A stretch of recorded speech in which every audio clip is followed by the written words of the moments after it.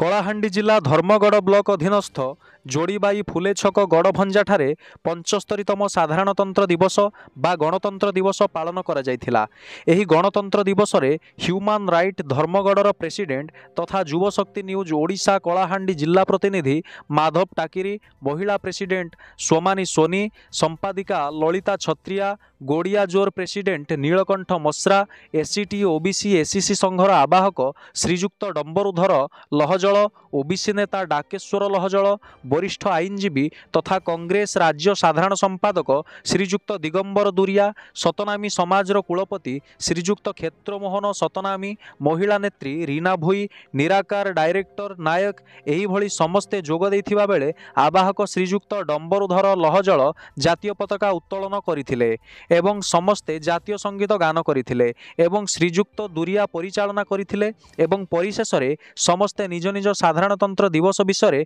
अभिवादन रखिथिले और श्रीजुक्त डाकेश्वर लहजल धन्यवाद अर्पण करिथिले। कलाहांडी जिला प्रतिनिधि माधव चाकिरी रिपोर्ट, युवशक्ति न्यूज ओडिशा।